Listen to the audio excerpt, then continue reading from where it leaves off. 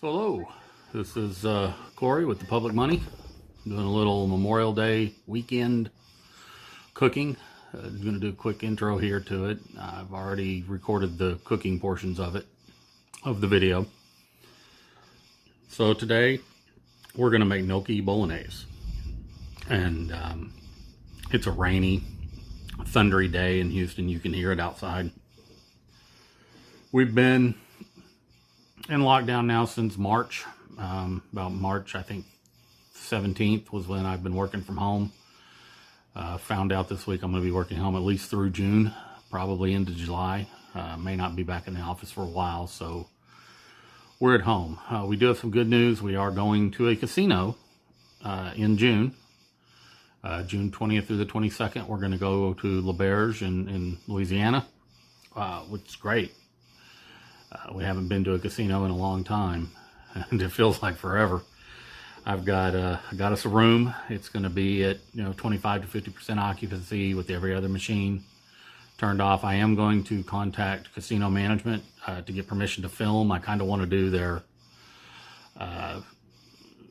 security protocols to see what they've got. I'm hoping that they'll let me film those. If not, we'll make ends meet. But I'm pretty sure they'll give us permission. We've filmed there before and haven't had any trouble. I just want to make sure with this all going on that they know what I'm doing.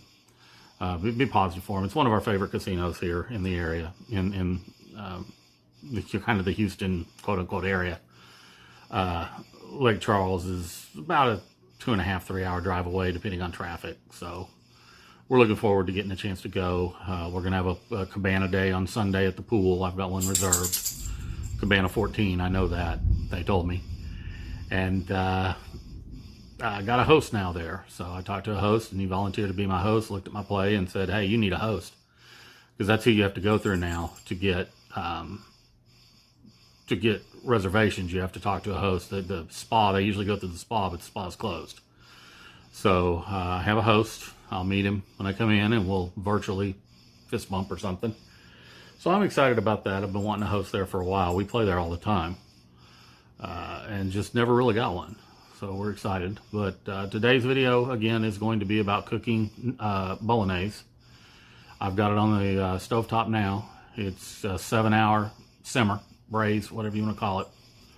But it goes for 7 hours. Started it at about 11. So it'll be actually about 8 hours. It'll be done about 7 o'clock. It's real slow and low. It's going to turn into this nice, thick, goopy sauce. It's going to be wonderful over the gnocchi. So take a look. You can see how I put it together. We're also trying out my new gimbal today. So I'm got both hands instead of one doing this. That's kind of fun. The gimbal works great so far. I set it up for cooking. Last time, if you remember on my one, I kind of had my phone sitting there and it kept falling over. You don't have that problem this time, so that's pretty cool. So I hope you enjoyed this video. Probably a lot more to come.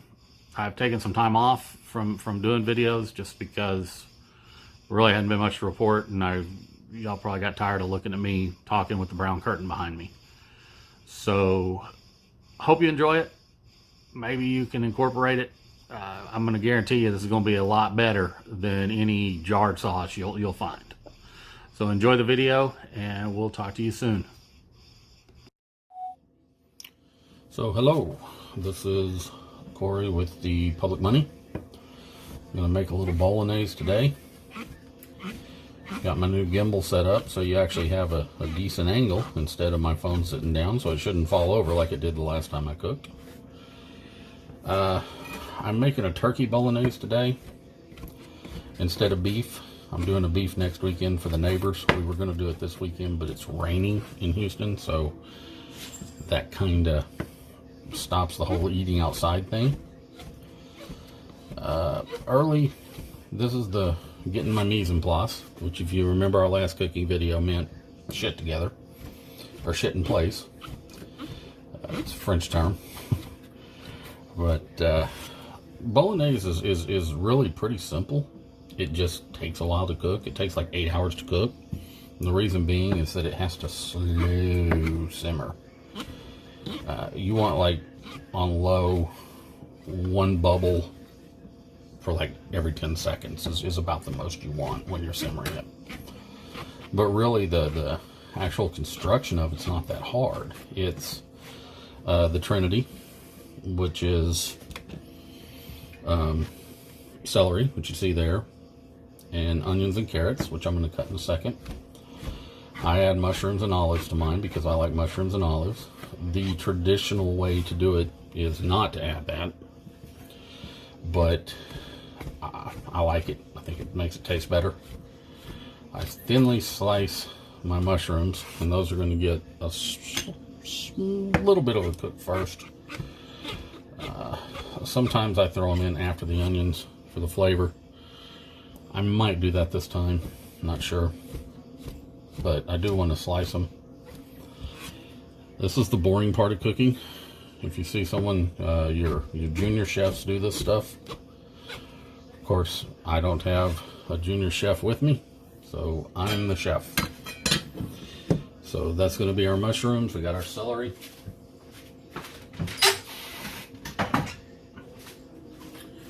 I'm going to take the mushrooms off of the board for some room, and also because they're not going to go in with the Trinity.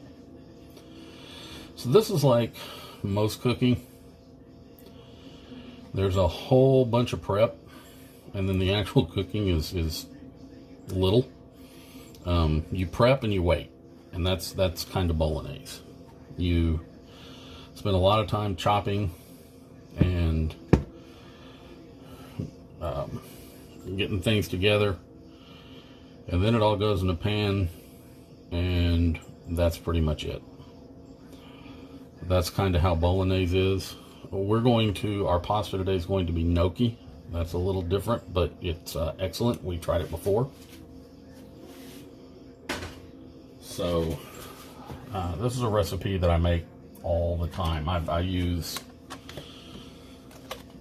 probably make it 2 times a month.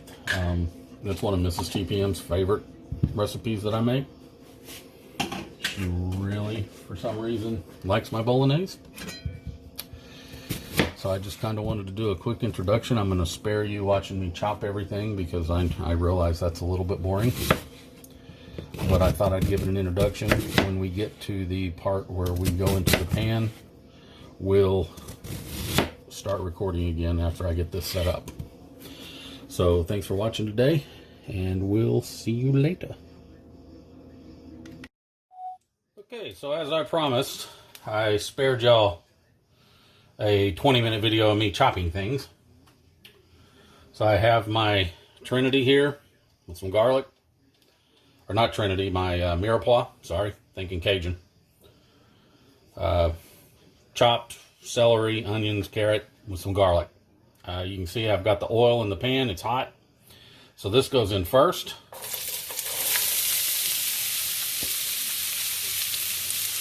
And this mirepoix is the base for a lot of French dishes and Italian dishes. It's a very common mix of ingredients. Kind of the base for everything that you make. I'm going to give that a good salt. And I'm going to hit it with some pepper. That will be the only salt that I put in this, but I will add additional pepper. And I'll add herbs for seasoning.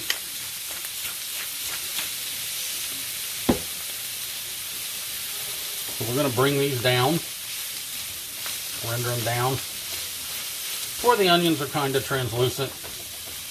I don't want to cook it too much because this is going to spend a lot of time in the pan. Right now it's about 11:15 Houston time. This will be done at about 7 o'clock tonight. So it's got a long time to go. The cook on this is very, very slow. So as you can see on my onions, I got some little ones, but I got some big pieces. I like the texture, so I don't necessarily chop the onion uniform. I'm not real worried about that on this one. I want there to be some texture.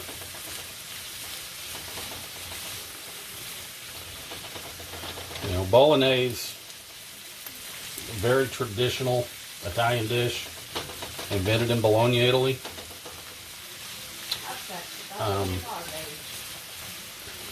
The secret to it is to take your time. Like I said, it's not hard to cook. It's a very easy ingredient to cook, or a dish to cook. It just, you have to take your time. Once we get this all done cooking, or once we stop adding ingredients in the pan, it's going to sit and it's going to saute for 7-8 hours. I mean, it's 8 hours cooking time, but it's going to sit and saute for hours. And by the time it's done, it's going to be this thick, unctuous sauce. And we're going to use gluten-free gnocchi tonight, and that's going to be our pasta. And you'll see later tonight, well, you'll see immediately because I'll splice them together, but I'll see later tonight how all that comes together. My favorite. It is Mrs. TPM's favorite that I make, her dish. You can make this with pretty much any protein. I've done bison before, it's really good. I'm doing turkey this time. Traditionally it's done with beef and pork, a mixture. Turkey lowers the calories a little bit, makes it a little bit more of a healthy dish. Since I'm doing beef and pork next week, the traditional way, I'm doing turkey this time just to change it up a little bit. You're not going to notice too much difference in taste depending on the protein. I've even seen people go vegetarian with it and add eggplant and mushroom. I do add mushroom to mine and olives, which is not traditional, but again, you can make whatever you want. There are some things that I believe should be traditional, cacio e pepe, pasta carbonara, but a lot of times when you're cooking, make what you like.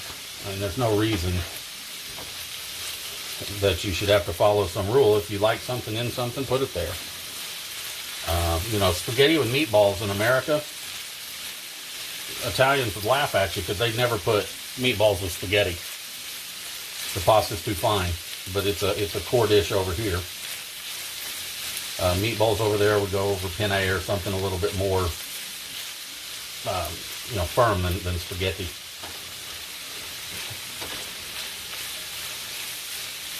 So you get these going, you get them cooking, and then the next step, we're going to add the turkey. And this is just ground turkey from the grocery store, nothing special about it. Going to put it in and break it up.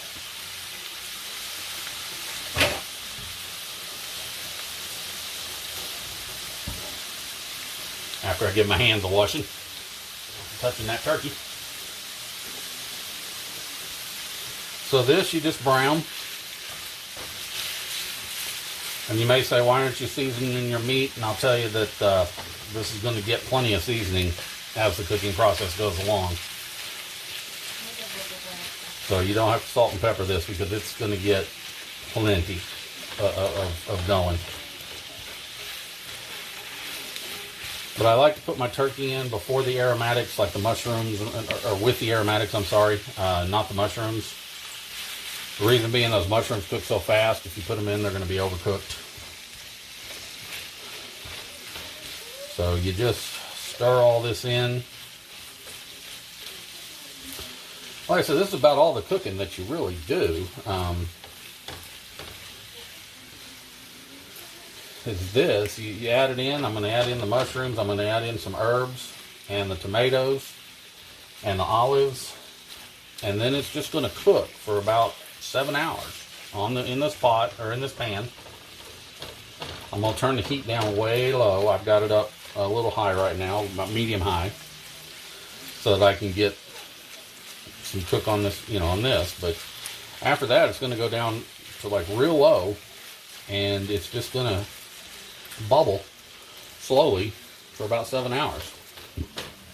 Now you can do it quicker. You can put it on medium and have it cook down quicker, a couple, 3 hours. You can do it in 45 minutes if you want it to. But I really like to give it the time. You'll see when we get finished the color and the thickness of the sauce when you give it time like that is pretty outstanding. It's just, I think that this is one of those dishes that benefits from some time. And I think Mrs. TPM would agree with me on that. Or is she in here? But she's in the living room right now taking care of the dogs. And because of our boy dog, we have to keep a baby gate in the kitchen.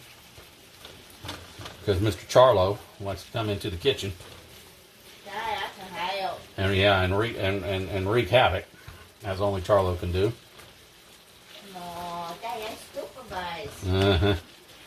So I'm gonna let this turkey cook down. I'm gonna pause this video while I'm gonna do some more chopping. I've got some basil and some parsley to chop, which I'm gonna add in. So I'll start this back up when we get back to actually cooking again, and again spare you several minutes of me just chopping stuff, because that's probably not a very good video. Okay, so we're back. As you can see, turkey is cooked down. Nice big, nice mix going. We're going to add in the mushrooms. Which adding the mushrooms will kind of stop the onions from cooking. But they're going to soak up all that turkey juice. Smell really good. Yeah, it's going to smell good in this house this afternoon. I promise y'all that. You should get smell-o-vision. Mm-hmm. I got a gimbal, but I don't have a smell on it. Like Gimbal used to say. Yep. Smell-o-vision. So we're going to let that cook down for a few minutes. With the mushrooms, let them soak up some of that juice. Mushrooms are an extremely thirsty vegetable. When you're cooking them, you don't want the pan to go dry. And you can see I put them in, and they've already, see how much of that turkey they've already soaked up.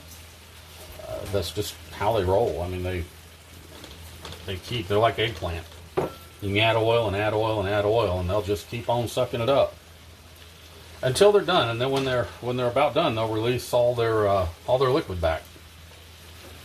But they will suck it up until that point. So those mushrooms are cooking. Now here's where I get a lot of my flavor. I'm going to add in my herbs. I'm adding my herbs. This is chopped parsley and basil. And then I'm going to add in my olives. So you get a lot of flavor out of that. I believe in using fresh herbs for this whenever you can. It tastes a lot better. Wash my hands.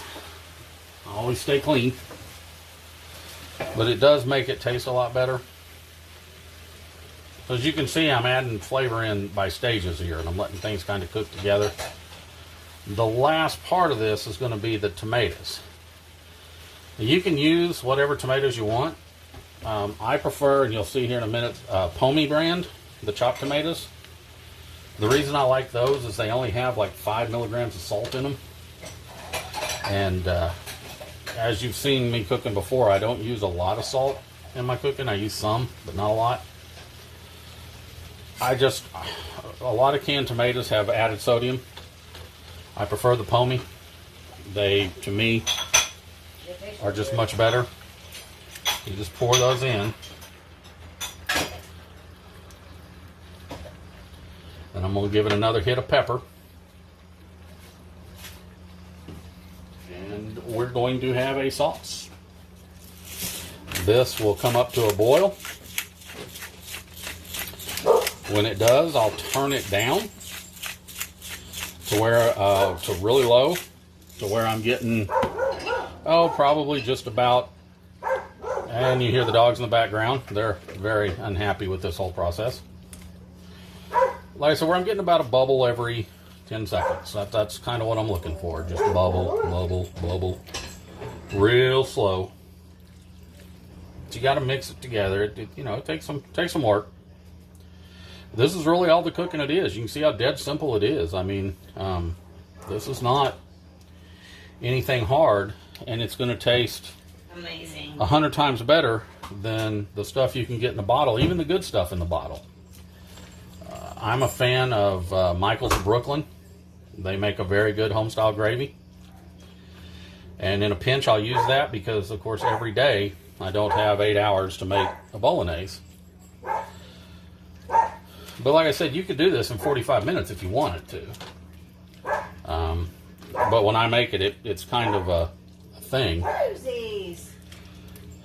Sorry for the dogs barking. She's letting the neighbors know how bad it is. She's not getting any bolognese. That's Hopscotch, who you've met before. She's telling the neighbors what's up. But that, folks, is it. Clean as you go. That's what I'm here for. Fresh herbs. Good ingredients. And a lot of time. We're going to get this to where it's boiling. And we'll come back in several hours and we'll have a bolognese sauce. Okay, so we're done with 8 hours of cook. As you can see, the sauce is looking good. It's almost a ragu now, which is fine, what you want. All we have left to do is cook the gnocchi. And I'm looking through this, pulling out the bay leaves because you can't eat those.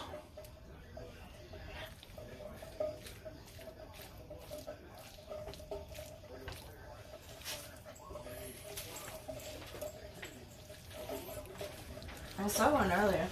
Yeah, there's 3 in here. I've got 2 of them.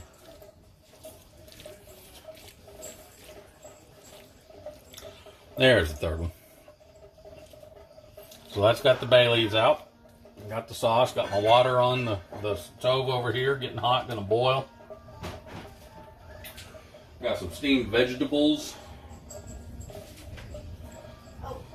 We're using, of course, gluten-free potato gnocchi. So that'll be nice. This only cooks for just a little bit. Dip, dip, dip. Dip, dip. Dip, dip. Says to place on Dip, the dip. thing. Oh, hold on. We got a pimp. We got our wine here from William Chris. This is the Rosé Mourvèdre that we're drinking tonight. Or I'm sorry. Yeah, Mourvèdre that we're drinking. We got a pimp William Chris. And we'll have a red wine with this pasta. A William Chris. So yeah, this only takes about 2 minutes to cook once this comes to a boil. Did you salt this water? No, I just turned it on. Sorry. I don't ever salt water. My wife is Mrs. TPM's a fan of Olive Garden, not salting their water. Hey! I resemble that remark. I'm in trouble for the rest of the night now for that, but that's okay. So yeah, look. He has to check the rest of this bottle. Yeah. So this is looking really good. You see, it's nice and thick, and it's going to go over that gnocchi very well. It's going to be good. So we're going to bring this water to a boil. I will save you the trouble of watching water boil. And we'll be back when we're putting it all together. Okay, so we're back cooking the gnocchi. As you can see, they're starting to float. Unlike pasta with gnocchi, there's not a whole lot of time to it. You cook it till it floats, and when it floats, it's done. Only takes a couple of minutes. These are pretty much done. I'm going to turn the heat off and just let the residual heat finish cooking them. Funny thing about this pot, this is one of those Gotham steel pasta pots. We got this at LeBear's on a giveaway in Lake Charles. They had a giveaway, or was it Golden Nugget? No, it was like that. It was Was it LeBear's? LeBear's. LeBear's, yeah. Because we had earned enough points. Yeah. Because of your VP. So we got this. We got this from them, and we also got a crawfish boiler from LeBear's. Yes. Which was crazy to get. So I'm going to strain the pasta, the gnocchi. Dude. Pasta facial. And if you can see it on video right now, you can see I'm sitting here in a mound of steam. No, unfortunately, all they see is a dead burner and your ragu. But So, that's or okay. bolognese. You're going to see some stuff here pretty soon.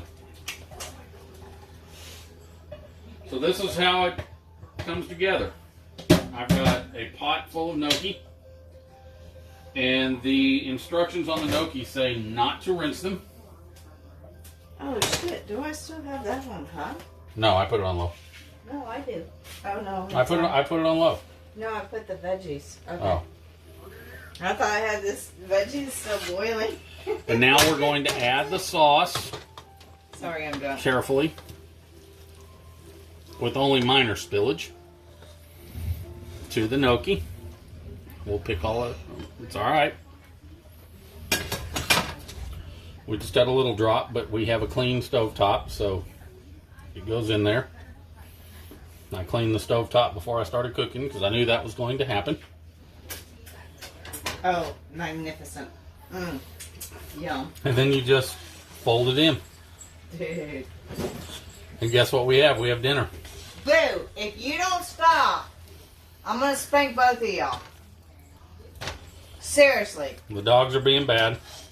They're mad because it's thundering here in Houston. There's a whole lot of thunder and rain going on.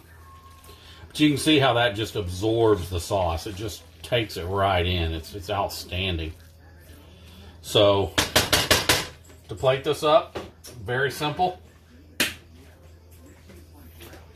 I've got a spoon. And I've got Parmesan. I am a fan of this brand of Parmesan. This is from H-E-B, our local grocery store here. Dude, It's their best Parmesan ever. It's their copper kettle Parmesan. Very good. Best Parmesan ever. We're going to open this up. Oh, and we're pouring William Chris. Yeah, we're pouring William Chris wine tonight. Because William Chris rocks. The wine that we're having is what they call their artist blend. They have said, and we haven't had it yet, but they have said it's one of the top 5 wines that they ever made in the winery. They're a local Texas winery out of High, Texas. Which is, yeah, kind of in the middle of nowhere. It's $2.90. If you're familiar with Texas, it's kind of in the middle of Austin and San Antonio. Fredericksburg, yeah. But I'm saying if you're not all that familiar with Texas. So we're going to take this and we're just going to dust it with a little Parmesan here. And that is Gnocchi Bolognese. About an 8-hour cook time today. We started at 11. It's now 7:30. And we're ready to have dinner. So enjoy, y'all. Mrs. TPM wants her bowl right now. Yes. And we'll talk to y'all later. Bye.